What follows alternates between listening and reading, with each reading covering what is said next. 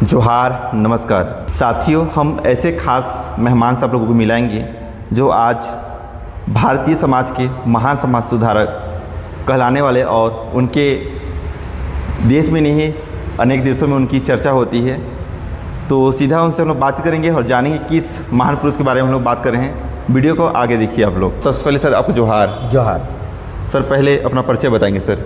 मेरा नाम गिरिवर प्रजापति, पेशे से मैं एडवोकेट हूँ। ये डिस्ट्रिक्ट एंड सेशन कोटम्बिकापुर में। 11 अप्रैल भारतीय लोगों के लिए क्यों महत्वपूर्ण है और आज खास दिन क्या है? 11 अप्रैल भारतीय इतिहास में अगर देखा जाए तो शिक्षा का अलख जगाने वाले ज्योतिराव फुले जी, उनकी पत्नी सावित्रीबाई फुले, ये शिक्षा का इन्होंने अलख जगाया था। उस समय जब भारत में जो लोग थे शिक्षा विहीन जगह में रहते थे, जिनको शिक्षा दिया नहीं जाता था और कोई लेने का प्रयास करता उसको भगा दिया जाता था जी। कि उस समय उस विषम परिस्थिति में इन्होंने शिक्षा का अलख जगाया और आज उनके बदौलत आज हम यहाँ तक आए हैं। अन्यथा शिक्षा हमें नहीं मिलती तो आज मैं एडवोकेट नहीं होता जी। इसलिए ये आज का दिन हमारे लिए बहुत ही महत्वपूर्ण है।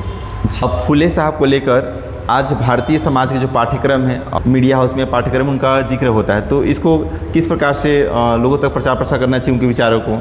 सवाल इस बात का है कि जब भारतीय सभ्यता जब शुरू हुआ और उन्होंने जब शिक्षा का फाउंडेशन रखा तो उस फाउंडेशन में जो कोर्स ऑफ स्टडी था वो बिल्कुल बेसिकली समाज के सुधार की ओर था। समाज को हम कैसे सुधारें, उस समाज में किन किन विषयों को हम रखें जिससे हमारा समाज आगे बढ़े, वो उस समय का काल में था।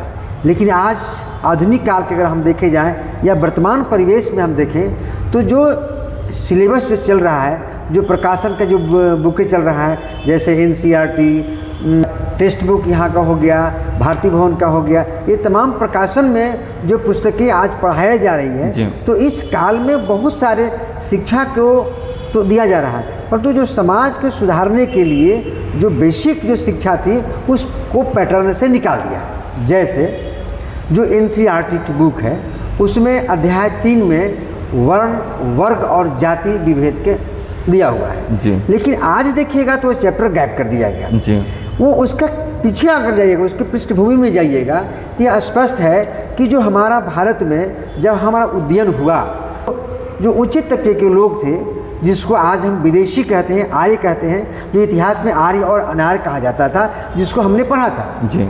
तो आर्य जो है हम लोग यहाँ के हैं, अनार्य जो आकर के जो अपना पैर जमाया जी। और वो अपने रहन सहन खान पान शिक्षा अपने असर से दिया तो वो सबसे ऊंचा कहलाया, जिसको आज वर्ण व्यवस्था के में लोग मानते हैं जी। तो आज हम उस वर्ण व्यवस्था के हम गुलाम हैं।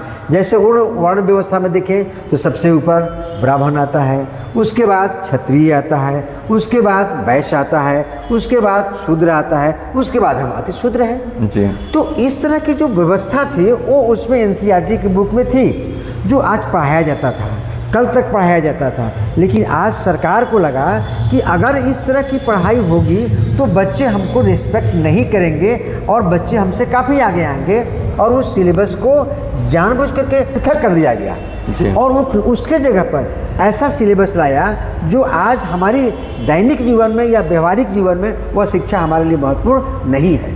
इसलिए इस वर्ण व्यवस्था के खिलाफ जब आर्य और अनार्य के बीच जब युद्ध हुआ और जो आज भी चल रहा है, इसमें आज हम काफ़ी पीछे हैं। काश अगर ज्योतिराव फुले नहीं होते तो आज हम लड़ाई की या कोई आंदोलन की बात आज हम नहीं कर पाते। आपने बार से जाति और को लेकर बात कहा, तो क्या जाति आज वर्तमान परिस्थितियों में देखा जाता है तो जाति सर्वस्वी है या संविधान में ये सही चीज़ें हैं? जी, देखा जाए आज भारत जो पहले कृषि प्रधान था जी, आज उसको धूमिल करके देश जाति प्रधान और धर्म प्रधान हो गया जी। धर्म की स्वतंत्रता, जाति वर्ग की स्वतंत्रता, जाति और धर्म स्वतंत्रता भारतीय संविधान के अनुच्छेद में है जी। आप आर्टिकल को अगर देखा जाए तो पढ़ने से लेकर के अनुच्छेद 14 से करके 25 तक में आप देखेंगे तो धर्म की स्वतंत्रता है। इसका मतलब है कि भारत एक धर्म प्रधान बन गया। जी। लेकिन ठीक है, आप धर्म मानिए, जाति भी मानिए, परंतु हम जिस जाति के हैं वो हमारा एक समुदाय है, हमारा एक वर्ग है जिसको हम ओबीसी वर्ग कहते हैं। इसी प्रकार से जो अन्य अनुसूचित जाति, अनुसूचित जनजाति का है, जो भारतीय संविधान के अनुच्छेद 341 और 342 में उल्लेख किया गया है, वो उसका उल्लेख बाबा साहब अम्बेडकर ने किया। तो उसके पीछे क्या कारण था कि अगर हम इनको संरक्षण और सुरक्षित नहीं करेंगे तो शायद ये नहीं आगे आ पाएंगे। तो उन्होंने बहुत सोच समझ के तरीके से भारतीय संविधान के अनुच्छेद में हमको हक और अधिकार दिया, जिसके तहत आज हम कुर्सी पर बैठ करके हम उनके साथ बैठ कर डिबेट चलाते हैं। और इतनी हमारे अंदर क्षमता है उस शिक्षा से कि हम किसी भी विषय पर, किसी भी टॉपिक पर हम उनसे बात करके उनको पराजित कर सकते हैं। ये हमारा सोच है। जहाँ तक जाति है तो भारत में जाति है, भारत में धर्म है। आज शिक्षा को नीचे करके भारतीय संस्कृति में धर्म और जाति को ऊपर कर दिया गया, जिसके तहत आज हर जगह आंदोलन चल रहा है। आप जातीय धर्म को लेकर बात कर रहे हैं, है ना। धर्म की आज़ादी तो है आर्टिकल 25 में, परंतु जो है ST SC OBC, आप OBC कम्युनिटी से बिलोंग करते हैं, तो OBC कम्युनिटी भी यदि धर्म को लेकर मामले में जाती है तो सरकार का, प्रशासन का बहुत सारा स्टैंड आ रहा है कि आप धर्म की आज़ादी, भारतीय जो धर्म है उनको अपनाएंगे तो ही आपका आरक्षण होगा। तो आरक्षण और धर्म को कैसे देखते हैं आप? देखिए, कहा गया है कि धर्म एक अफीम है। जी। धर्म एक अफीम है। अफीम मतलब नशा। जी। अगर हम किसी धर्म के बारे में बात करेंगे तो आपका एक दायरा संकुचित बन जाता है, एक सीमित बन जाता है। जैसे अभी हम कहें कि हम हिंदू धर्म के हैं, तो हिंदू धर्म को हम मानते हैं, हमारे पूर्वजों ने माना है। जी। अब उसके पीछे जो भी लॉजिक रहा होगा, उनकी जो परिस्थितियाँ रही होगी, वो उस समय से मान रहे हैं। आज हम उनके अनुयायी बन करके आज हम हिंदू धर्म मान रहे हैं। जी। लेकिन अगर हम धर्म में अगर डूब जाते हैं तो शिक्षा हमारा अलग हो जाता है। जी। और जब आप शिक्षा की प्राथमिकता देते हैं तो धर्म के बारे में एनालिसिस करने का आपको सोच बनेगा कि वास्तव में अगर हम धर्म को पकड़ के चलेंगे तो क्या हमारी शिक्षा उसी पैरेलल अवस्था में चलेगा। जी। अगर चलेगा तो शिक्षा और धर्म सबसे आगे कौन चलेगा। अगर दोनों को दौड़ लगा दे, एक तरफ शिक्षा का एक तरफ धर्म का, और दोनों के एक साथ दौड़ाएं, तो इस भारतीय समाज में अगर हम देखें तो धर्म जो है पीछे आ जाएगा और शिक्षा हमारे समाज से आगे आ जाएगा। जी। तो इसलिए सर्वोपरि है शिक्षा, क्योंकि शिक्षा वह कुंजी है जो किसी भी जकड़े हुए चीज़ को खोल सकता है, चाहे वह जाति हो, चाहे वह धर्म हो, चाहे वह किसी का संप्रदाय हो, चाहे वह कोई संस्कृति हो। आपको सारी चीज़ को एनालिसिस करने का एक थेसिस के रूप में जानने का, समझने का आपको एक कुंजी देता है, जिसके चलते आप समाज को चमका सकते हैं। जी। आप देश में एक नाम कमा सकते हैं, चाहे तो जिस समाज से हो, चाहे वो जिस जाति से हो, चाहे जिस धर्म से हो। जी सर, वर्तमान पीढ़ी में ये देखा जा रहा है कि जो अधिकांश जो युवा हैं, क्योंकि भारत देश की आबादी सबसे ज़्यादा युवाओं की है। युवा किसी भी समुदाय के हो सकते हैं, जनरल के हो सकते हैं, ST के हो सकते हैं, SC OBC किसी भी हो सकते हैं, परंतु तो देखा जा रहा है कि सबसे ज़्यादा नशे में धूत हैं। तो क्या वर्तमान पीढ़ी को आप जिस तरीके से कह रहे हैं कि फूले जी का एक विचारधारा था कि शिक्षा को लेकर उन्होंने काम किया, और आपकी विचारधारा भी शिक्षा को लेकर, तो वर्तमान युवाओं को आप क्या मैसेज देना चाहेंगे? एक सवाल ये है कि शिक्षा का जो अलख जगाया, आज हम उनके मुकाबले में देखें तो हम कुछ भी नहीं हैं। अब आज उस ज़माने में जहाँ भारत में शिक्षा नहीं था, और उनके शिक्षा को पकड़ करके हम एडवोकेट बन गए, डॉक्टर्स बन गए, इंजीनियर बन गए, हम बहुत बड़े बड़े पत्रकार बन गए। ये देन उनका है। और उसके बाद जो भारतीय संविधान में जो हमको सुरक्षा और क्षमता और हमको जो सारी चीज़ अधिकार दिया, वो डॉक्टर बाबा साहब ने दिया है। तो उस अधिकार को हम देखेंगे तो आज जो नई युवा पीढ़ी है, वो नई युवा पीढ़ी को इस धर्म के साथ इतना अधिक जोड़ दिया गया, वो शिक्षा को छोड़ करके अलग जा रहे हैं। तो सवाल यह है कि अगर आप शिक्षा को छोड़ करके आगे बढ़ रहे हैं तो निश्चित रूप से आपके धर्म आगे बढ़ेगा। अगर धर्म आगे बढ़ेगा तो फिर शिक्षा की बात नहीं कर सकते, तो फिर हम वहीं पर आ जाएंगे जहाँ से हम शुरुआत किए थे। आज हम वही आ जाएंगे। इसलिए किसी कवि ने कहा है कि लाली मेरे लाल की जित देखो तितलाल, लाली देखन मैं गई मैं भी हो गई लाल। अर्थात अगर आप यूँ कहें कि अगर हम फूले साहब की अगर हम बात को लेकर चलेंगे तो आज हमें उनसे कई गुना आगे होना चाहिए जी। क्योंकि अगर मात्रा सिखाए क से लेकर के अंगा तक, ए से लेकर के जेड तक, तो उसमें जितने भी वर्ड्स बन रहे हैं उससे हमको काफ़ी वोकेबलरी को आगे बढ़ाना चाहिए।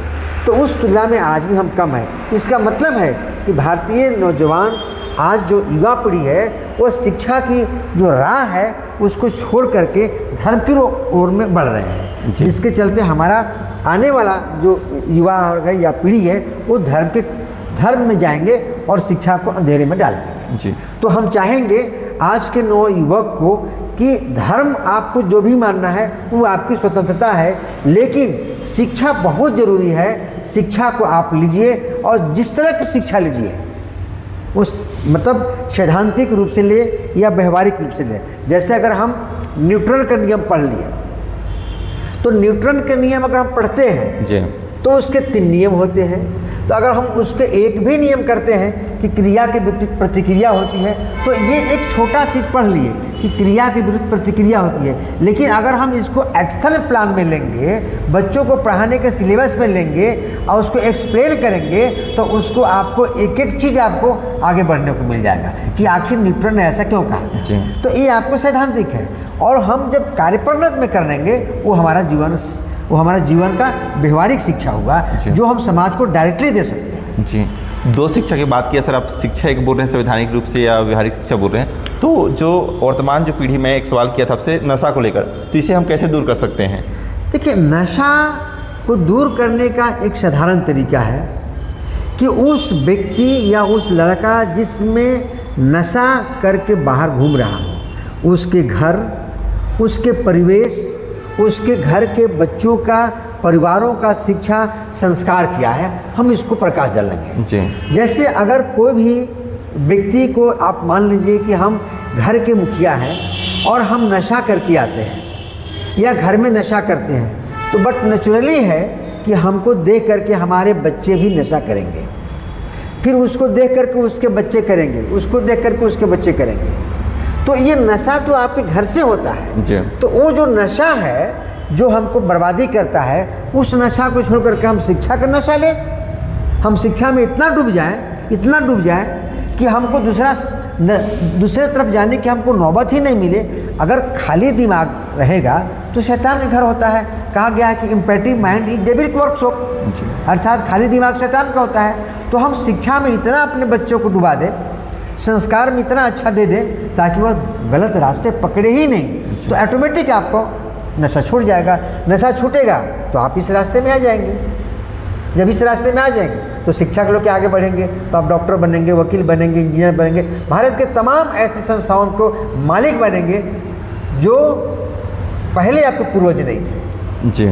आज कालांतर में और आज वर्तमान पीढ़ी में हमको देखना है समाज को। इसलिए हम प्रयास करते हैं कि अपने आने वाले नई पीढ़ी को एक नई दिशा दें जो शिक्षा का दिशा दें, और शिक्षा उसको पढ़ करके व्यवहारिक ज्ञान प्राप्त करके समाज में, घर में, परिवार में, सोसाइटी में वो फैलाएं।